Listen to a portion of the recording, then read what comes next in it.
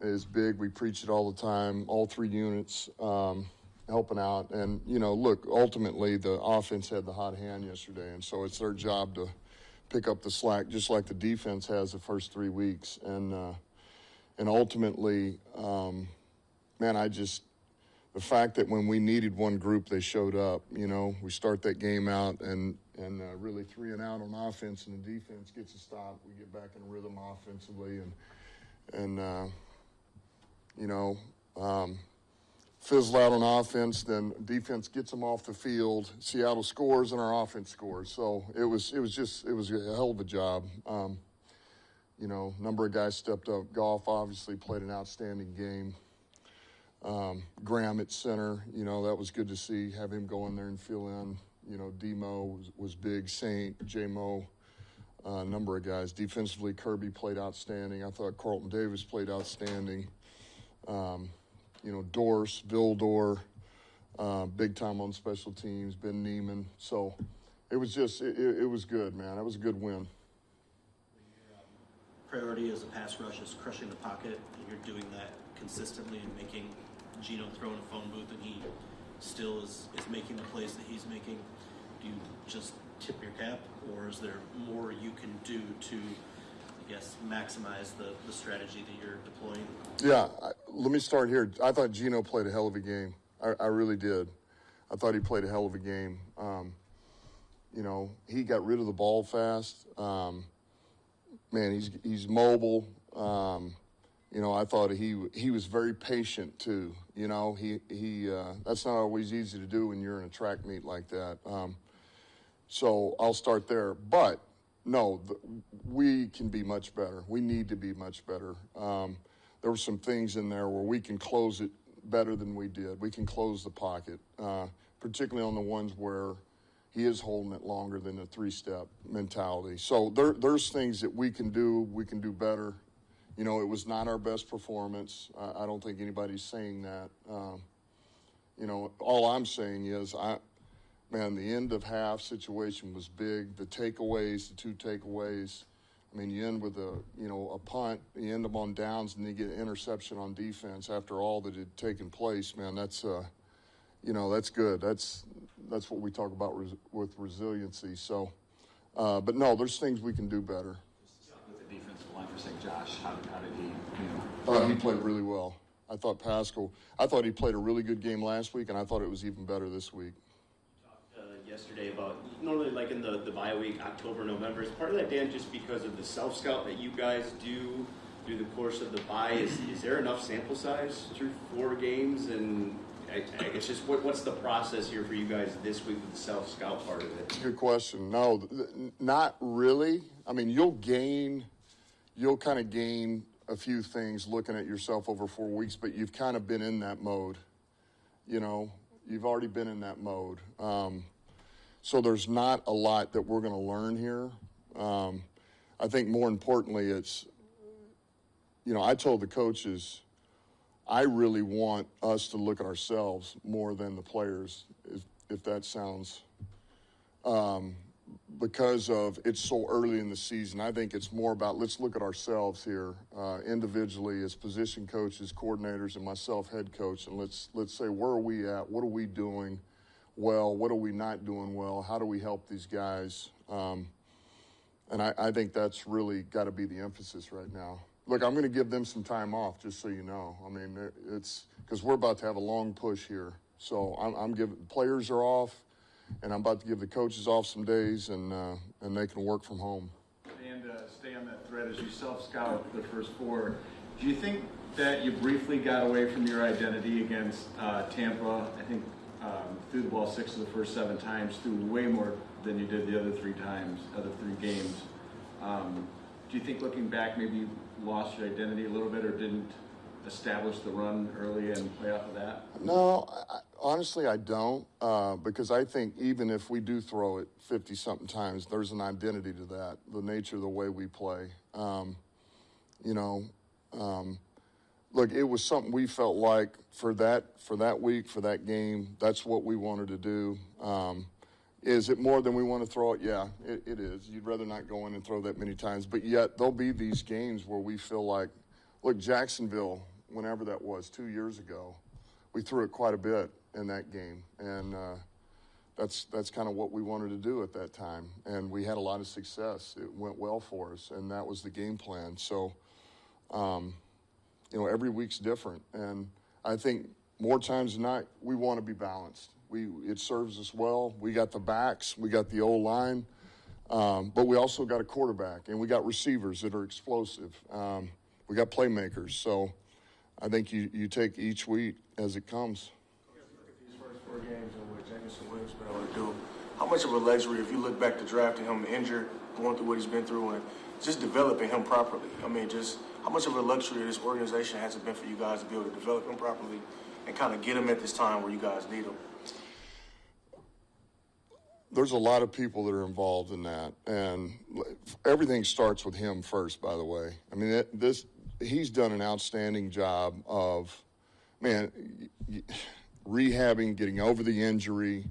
He had to deal with, what came with the gambling and the time off, and then he got hurt in camp before that happened, and then he's coming back, and so everything, he's been so raw to it, and just learning and working his way through it, and he's just matured so much. He's matured, and he's worked, and he's grinded, and he wants it. He wants the coaching. He wants to get better, and so that's a credit to him that he's open and he's coachable, and he's about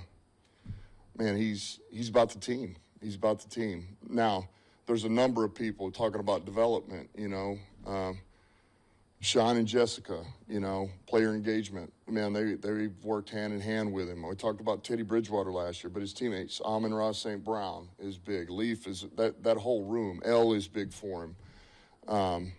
Ben. I mean, we have so many resources here that I think help guys develop, not only, certainly as players, but as men and just trying to do things the right way and being a pro and everything that goes along with it. So it's been good. It's been good to be able to do that. And it doesn't work that way everywhere. Not every place is set up the way that ours is set up. Yeah, nothing's ever perfect, obviously. It's always going to be a process as you're going through the season, but at least through about a quarter of the way through the season, are you happy with where you guys are right now? I mean, top 10 scoring defense and all this stuff, right? The injuries, you guys have overcome a lot of that. Or are there places where you're not happy? I am pleased with where we're at right now. And because relative to here we are, and would I like to be 4-0? Absolutely. Yes. But relative to where we're at, I feel like we're beginning to find our stride.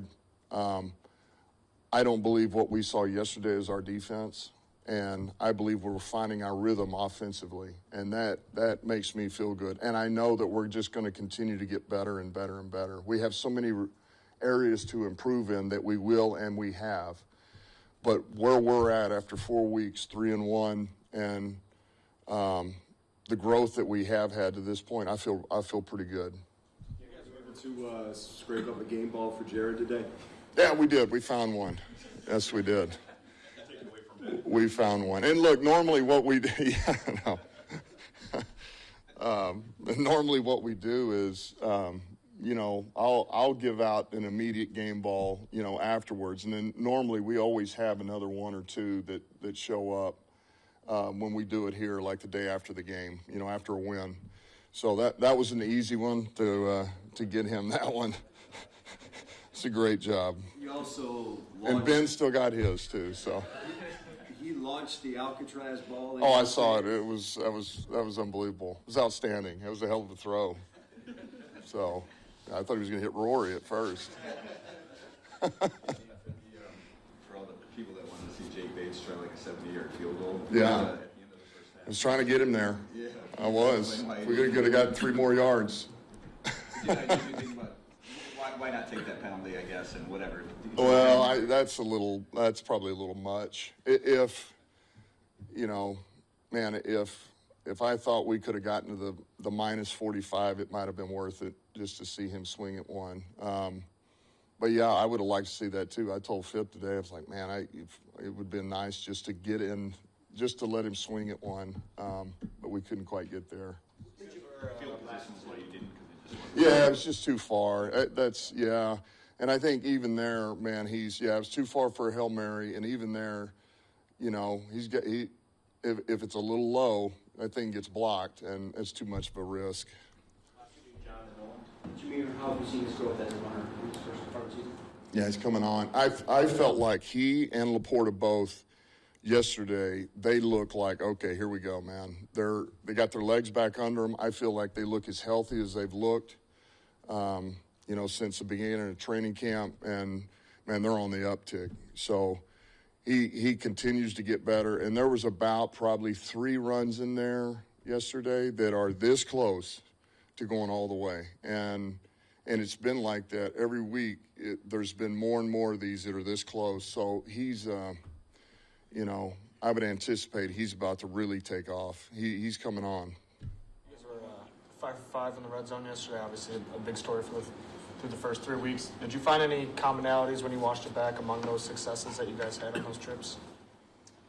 Just from yesterday, the commonality. Well, look, we knew for that defense, the way they played, we needed to be able to run the football. We had to be efficient running the football, and that was really the key to that, because then that set up any of the boots, the play passes, and then the one that fired me up the most was we get a penalty. We're 1st and 20 at the 20, and we overcome that penalty. You know, it was a good throw over there. It's a hell of a play by Saint, toe tapping in the end zone. Like, that was big, you know. And you don't ever want to put yourself in that position with penalties yet to be able to overcome that. Just like defensively, we overcame 2 of those penalties to get the stop on 4th down at the end of that game. That's a sign of a good team. Did you play baseball just before you played, just since the Tigers, or like ever in your childhood? I did till I was probably a 6th grader. And look, I think I told this story. It was a long story, all right?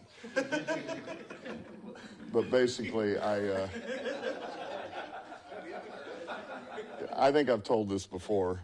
All right, last time I ever played baseball, we're in the playoffs.